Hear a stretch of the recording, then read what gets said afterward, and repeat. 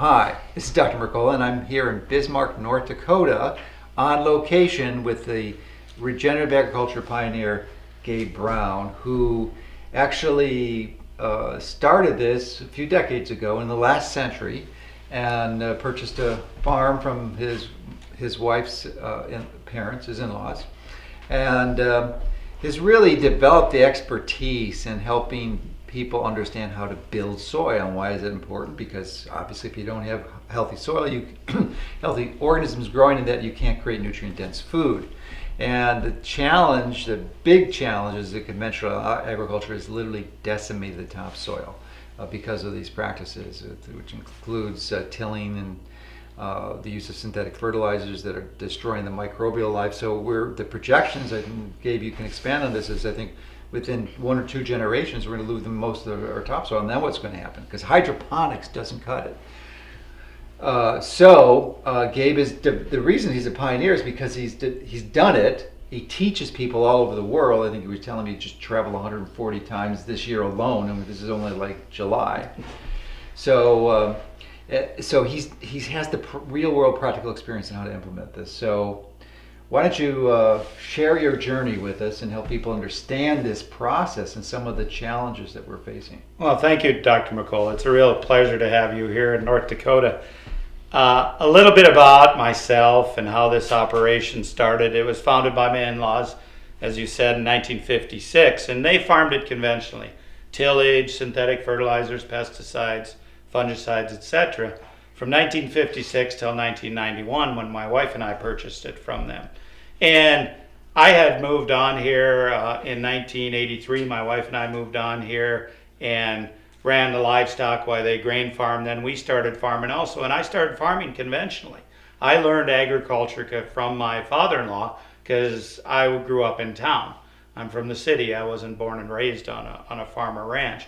So I learned those conventional techniques, tillage and fertilizers, pesticides, etc. What happened to us then, in 1991 we bought the operation from them, and I was farming conventionally. Then in 1993 I had a good friend of mine who was a no-tiller. No-tilling was just starting here in the northern plains, and he convinced me to go no-till to save time and moisture. But he said, Gabe, I'm going to give you some advice. If you're going to go no-till, sell all your tillage equipment. Then you'll never be tempted to go back. And I did that. At that time, I couldn't afford a no-till drill unless I sold the tillage equipment. So we went no-till in 94. So the land you're going to look at here today has not had any steel ran through it since 1993. So we've been long-term no-till. Well, what happened to us in our story was in 1995, my father-in-law primarily grew spring wheat, oats, and barley, so small grains. Well, I started to diversify. You know, there's approximately 32,000 tons of atmospheric nitrogen above every acre. All we have to do as producers is to plant legumes, inoculate it with the rhizobia, and it'll take that nitrogen and convert it, in other words, make it available to the plants. So I started growing peas and some clovers, alfalfa, in order to do that. Well, we still had 1,200 acres of spring wheat in 95. The day before I was going to start combining, I lost 100% of that crop to hail. Hailstorm came, took it all. I had no insurance because it just didn't hail here very often. Well, that was pretty devastating. 1996 came along and I started planting corn. I started planting species like triticale and vetch and trying to diversify the rotation a little bit. Unfortunately, we lost 100% of our crop to hail again. So that was 2 years in a row, but think of what was happening. I was moving into no-till, and I had all these crops decimated by hail, but all that crop residue was left on the soil surface. Well, I started noticing earthworms showing up. I started to notice the soil felt a little better, and moisture was starting to infiltrate. We were fortunate in 91 when we bought this place that we had some baseline soils work done, and they found that we could only infiltrate 1/2 of an inch of rainfall per hour. In other words, if it rained an inch, 1/2 of it ran off. We weren't infiltrating it. Organic matter levels on the cropland were 1.7 to 1.9%. Now, historically speaking, soil scientists tell us it should be in the 7 to 8% range. So in other words, 3/4 of the carbon in the soil had been lost due to farming methods. Well, we noticed this starting to change, and we were getting an improvement. 1997 rolls around and we dried out. It was a major drought that year. It was probably pretty similar to this year. And we weren't able to harvest any cash crops. So 3 years with no crop income, my wife and I took off farm jobs and we were just trying to keep the banker at bay, you know. Well, I started, okay, I need feed for the livestock. So I started planting crops like cowpeas and sorghum Sudan grass and letting the livestock graze them because I just couldn't afford to put up the hay. I couldn't afford the fuel and the twine and everything else. 1998 came along and we lost 80% of our crop tail. So 4 years in a row, no crop income. It was hell to go through, but I tell people, best thing that could have happened to me, because that got me moved down the path of regenerative agriculture. And due to the changes we saw in the soil, we started growing more of these, what are known today as cover crops. Back then, I just thought of it as livestock feed. But we realized that we truly can grow topsoil. So those same soils that back in 91 were 1.7 to 1.9% organic matter, today are in the 5.5 to 7% range in organic matter. Infiltration rates, where I used to only infiltrate 1/2 inch per hour, we can now infiltrate 1 inch in 9 seconds, and the second inch in 16 seconds. We're in a 15-inch moisture environment here in Bismarck, North Dakota. Whatever moisture falls, I'm going to be able to infiltrate and be used. And I really, since then, it's been a learning process over the past 20 years. How do healthy ecosystems function? And we've really studied that and learned that it's all these components together. We're to the place now on our operation where we no longer use any synthetic fertilizers. We don't use pesticides. We don't use any fungicides. We do occasionally, like in certain circumstances, we'll use a herbicide. But it's very selective. It's never while the crop is growing. It's always before it's growing. We do not use glyphosate. So it's only in a select situation because I refuse to till, because tillage is so detrimental to the mycorrhizal fungi and soil biology. And now we're to the point where we have a healthy functioning soil ecosystem and it's able to provide the nutrients that those plants need. In turn then, it provides those nutrients not only to the plants but to the animals and hopefully to us as people. That's great. So what are some of the biggest lessons you've learned in teaching these strategies to other farmers and helping to catalyze this really necessary transition if we're going to hope to recover our topsoil? That's a great question. One of the things I've learned, and I'm fortunate in that I've had a lot of the top scientists in the world come visit my operation, and they have taught me things such as there really isn't a deficiency in phosphorus almost anywhere in the world where there's production agriculture. Dr. Rick Haney down in Texas at the ARS station there says that you cannot find a single peer-reviewed research paper that shows a positive benefit to a crop from phosphorus. So for years and years, us as producers are told you have to apply phosphorus. Our soils have plenty of phosphorus. The issue is it's not in the available form for the plants. Well, how do you get that into the available form? How do you convert it from organic to inorganic? Well, before we go there, I think it's best to give a little background as to why this surplus synthetic artificial phosphorus is being applied to conventional agriculture farms, why it's so damaging to the environment and to us. Yeah, the thing of it is you look at the current production model today. Through crop insurance, the federal farm program, it's based on yield. So producers have it bombarded into them that it's all about yield and we have to get more and more yield. And because they're enrolled in the farm program, the payments they receive from the government are all based on yields. They can get what's called revenue insurance. So they can insure their crop for X amount of dollars based on their past yields. It has nothing to do with food. It has nothing to do with nutrients. It has nothing to do with over-applying those synthetic nutrients. So they just shoot for yield. Now you have all of your big business, the chemical and fertilizer companies telling them the only way to get this yield is with our improved stack trait genetic hybrids and then the fertilizer, etc., that's needed on there, all these inputs, which is a total fallacy because that's not how ecosystems function. But when they apply this phosphorus to the soil and Yep. in trying to implement those guidelines that are recommended to them, then it runs off. It's not incorporated into the plants. And then why don't you discuss the consequences of this excess phosphorus to the environment?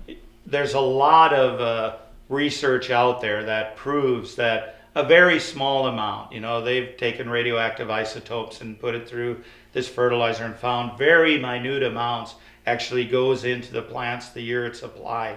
The rest of it goes out and is leached out through groundwater or over the surface, goes into the watershed, and then we have all these problems like in the Great Lakes, Gulf of Mexico, etc. That's a problem for society, and farmers aren't really bearing the responsibility, nor is the businesses that have sold them those goods, unfortunately. So it's causing a major catastrophe to our ecosystems, a large cost to the environment, small benefit to the producer. So one of the things we talk about, I try and teach and educate producers on, how do you hold those nutrients on your land? So that's where cover crops come into play. If I'm a producer, why would I want to apply these synthetics and then see it go down the watershed? You grow cover crops for a variety of reasons. One of them is to capture the nutrients that are there and hold them on your landscape. That's what's needed. The other thing those cover crops do then is they convert that organic form of these nutrients into inorganic and make it available to the plants via biology. So cover crops are a win-win situation. We're taking CO2 out of the atmosphere through photosynthesis. We're pumping out that carbon, liquid carbon I like to call it, root exudates into the soil to feed biology. And it starts the whole nutrient cycling process. Well, there's one you left out, and I think is a really crucial one, is you're capturing the energy that's falling on the land, and it's going onto a crop that's doing something useful with it, as opposed to going on bare soil, which is killing the life in the soil. You're exactly right. There's 5 basic principles to growing topsoil and building a healthy soil ecosystem. Number 1 is you have to have the least amount of disturbance possible. By that I mean mechanical disturbance, tillage, I mean herbicides, pesticides, fungicides, the least amount of disturbance possible. And this is not just for commercial agriculture. This is for all you home gardeners out there. You don't have to till your soil. Exactly. It's actually highly counterproductive and wasteful of your resources. And you're going to have lower nutrient density in your foods if you till. Yeah. So we want the least amount of disturbance possible. We want armor or protection on that soil surface. For the homeowners, that can be lawn clippings, leaves, can be wood chips. For us in production agriculture, it's crop residue, it's cover crop residue. Because or cover crops themselves. The cover crops themselves, exactly, because we don't want to see bare soil. Mm-hmm. If you see bare soil, soil temperatures are rising, you're actually negatively affecting biology, you're negatively affecting the water cycle, you're losing more nutrients into the atmosphere. That difference is pretty dramatic. If they measure with infrared, it can be 40, 50 degrees difference. Easily. Yep, just extreme. Easily. When soil temps are about 100 degrees, you're going to start shutting that plant down. Very little of the moisture is going to go for growth. Well, you take here today, we're in the 90-degree range here. Soil temps on bare soil are going to be well over 100. Your plants aren't growing. If you have good armor, residue on the soil surface, the temperature there can be in the 80-degree range. Easily 20 plus degrees difference. Those plants are growing. Huge difference production wise for the producer. The next principle is diversity. You have to have diversity. Now, so often in production agriculture today, it's corn and soybeans or cotton and soybeans, it's monocultures and not a lot of diversity. That's where cover crops fit in. They allow you to get diversity. For the homeowner, they can have cover crops in their garden, and it will help improve the soil. It'll attract beneficial insects. It'll capture more sunlight, more energy. Win-win-win situation. Next thing is you have to have a living root in the ground as long as possible. So often in production agriculture, a cash crop is harvested. There's nothing out there growing, collecting sunlight. We need to have something growing all the time. For the homeowners, the gardeners, they can grow cover crops also when they're done harvesting their vegetables. And the 5th principle is we really need livestock integration and animal integration. And by that I mean it's not just beef cattle. I'm talking about the insects also. Do you have flowering plants for all the pollinators and predator insects to ward off those pests? But we need that integration. Where I'm at here in the northern plains, obviously hundreds of years ago, we had the large herds of bison and elk moving across the landscape, being pushed by the wolves, the predators. We're mimicking that today with our livestock on our operation. The grass-finished beef, the grass-finished lambs, the pastured pork, the free-range laying hens, they're all moving across the landscape, mimicking what was done hundreds of years ago. And in so doing, they're benefiting the resource, but they're benefiting the people who consume them as well, because it's a highly nutrient-dense product. And would you add the mycorrhizal fungi in there and paying specific attention to make sure that's there? Because it does occur over time, but you can certainly accelerate the process and increase the likelihood that you'll have it. And explain what that is for those who aren't aware of it. Mycorrhizal fungi is a fungus that grows in healthy soils, and it serves several purposes. It secretes a glue that's called glomalin. It's the sticky substance that starts the formation of soil particles. It holds the soil together, so it's not lost to wind erosion, water erosion, etc. What mycorrhizal fungi do also is it transfers nutrients throughout the soil. It forms symbiotic relationships with the roots of multiple plants. That plant then secretes exudates out. The mycorrhizal fungi take that exudates and they feed biology. Then in turn, they take the nutrients from that biology and transfer it to the plants. There was some really good work done at New Mexico State University by Dr. David Johnson, where he determined what's the most critical thing in a plant's life early on. So he took nitrogen and phosphorus and potassium and organic matter and did these trials. What he found out, the most critical thing for a plant early on in its life is that relationship with mycorrhizal fungi. Now, what's done in production agriculture today that's a detriment to mycorrhizal fungi? Number one is tillage. Number two is your synthetics, whether it be fertilizer or pesticides or herbicides. We're doing those things in production agriculture. In other words, we're setting back the mycorrhizal fungi, which is the most important thing we need. It makes no sense. Yeah. We need to rectify that. But it's not obvious to some. The reason why the synthetics are an issue is because they are usually administered as salts, which dissociate and it creates these massive pH changes that really is highly destructive to the microbial life in the soil. That's exactly right. And what you can do is you can inoculate your soil with these mycorrhizal fungi. You can buy these spores and you can grow them up. So it can be relatively inexpensive because they're really easy to grow. It can too. It can. And, for those in the with gardens in an urban setting, it's very easy to get this and to propagate this mycorrhizal fungi. For large-scale production agriculture, it's easy to do in the fact that all we have to do is pay attention to those core principles, reduce the tillage and all these different synthetic inputs. Mycorrhizal fungi will proliferate and just like the earthworms. Exactly. Build it and they'll come. So one of the other strategies is this cover crops, for at least for home gardeners. And I'm wondering if you could discuss the transition that occurs. So they've harvested their crops and then they plant the cover crops. That's easy. But what's the transition from cover crops back to the garden? Yeah, that's a great question. And we don't want to till that garden. Right. I can't understand any reason for a garden to be tilled. So we will leave it there. And then you terminate the cover crop. Now, how do you terminate it? I've seen it terminated by people simply with their feet. I've seen them take a small barrel and roll it across the cover crop to kill it. It has to be, that cover crop has to be starting to form a seed head in order for that to work. But you can make these small crop rollers. Now they'll ask, can we cut it down and just leave it lay there? Yes, that is an option. It works better if it's rolled down or stepped down. But I've seen implements as simple as a 2x4 flat, and then people have handles on it and you just step the cover crop down. It doesn't have to be anything large and fancy. basically you terminate the life of that cover crop. Right. But then you have the practical challenge of planting your seeds. And when you have a commercial operation like you do, you've got the equipment to do that. Yep. But for those gardeners, how do they do that? It's amazing. Right now, there's a lot of equipment out there for small scale gardeners that are no-till. But Okay. I tell people, if you have a small garden, it's as simply as taking a hoe, turning it upside down, and just parting it with the handle. Just move that cover crop aside and make a little slit and plant your seeds.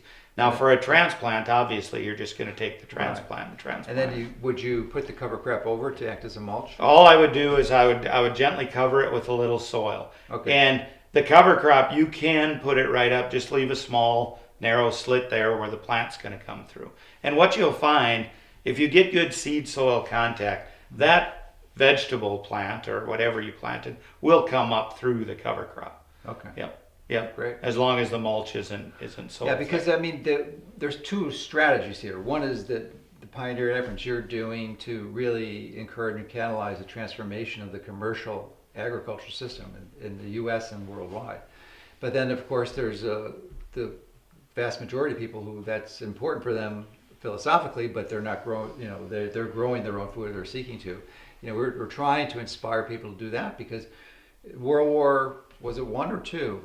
Maybe both, where they had the victory gardens. Yeah. And a large percentage of the food grown in this country was from those victory gardens. So we can do it. I mean, it is just crazy that we have all this ornamental landscaping. I mean, lawns don't feed the country. I mean, it's just crazy to put that much time, effort, and energy to create a lawn. I've basically, when I moved into the house where I live now, it was 100% ornamental, and it's about 10% now, maybe 15. Mm-hmm. And some ornamentals are good. I mean, we're going to look at it in some of the land. You actually have pollinators, so you're not, you know, I mean, I guess in your case, your animals can eat those, but the pollinators. But for commercial, for a residential gardener, the pollinators are not going to be producing food, but they're going to attract the pollinators that complete the cycle. That's good. Right. It's a good thing to have some pollinators, but I agree totally with you.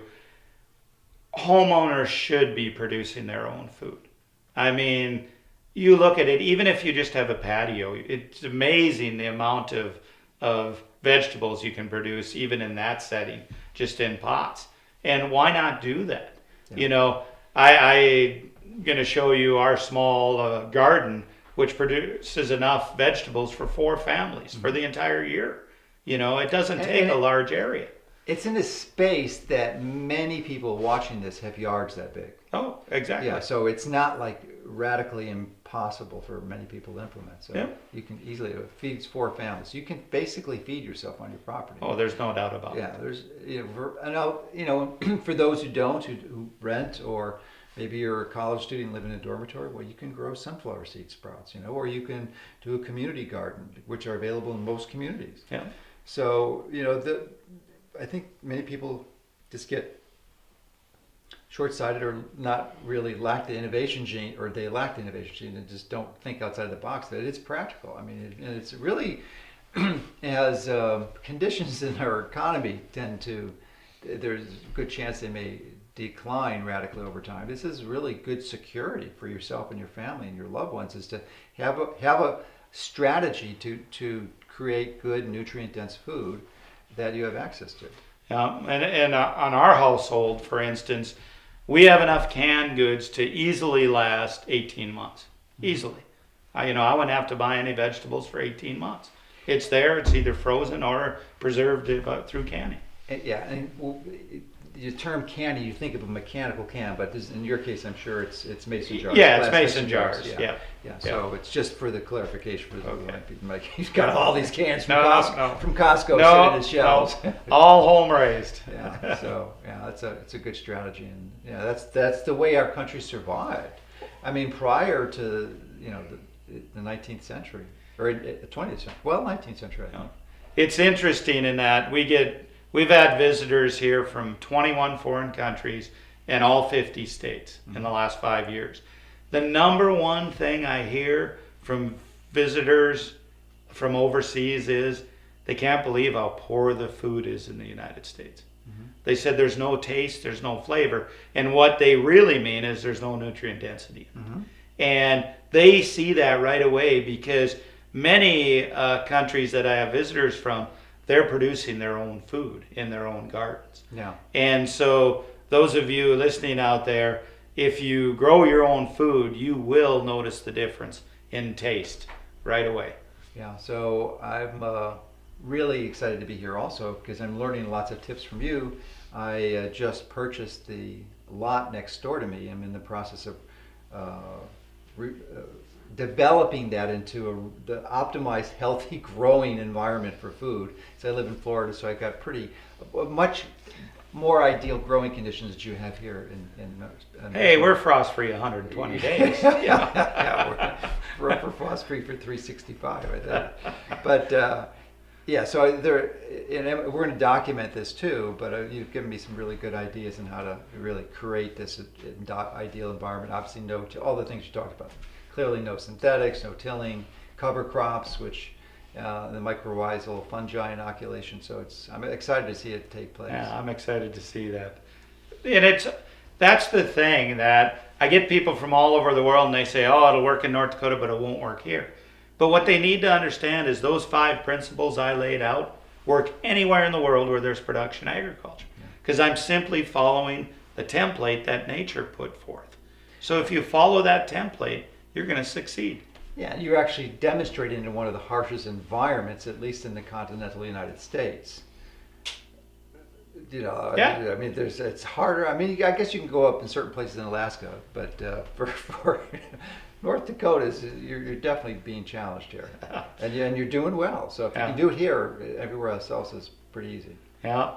Well, here in June, we froze one morning, and 36 hours later, it was 98 degrees. Yeah, that's pretty significant extreme. And then, the shortage of the water. I mean, there are obviously places that are drier, but not many.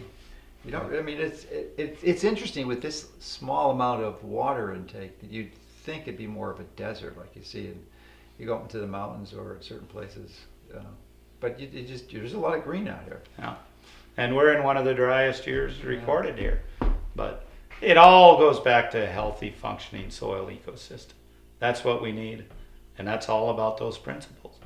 And we can grow topsoil, and in so doing, we can produce nutrient-dense food.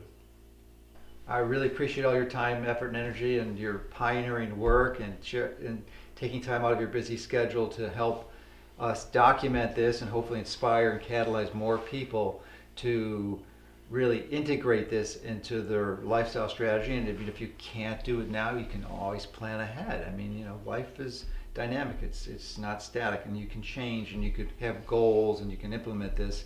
And I have actually implemented much of this in my life, and growing a significant amount of the food that I consume, and I can tell you, it's very rewarding to do that, and it makes you a lot more self-reliant and not have to be concerned about the stores running out of food. You've got it in your backyard. That's right. Yeah. Well, thank you, Dr. Mercola. It was a pleasure having you here. All right.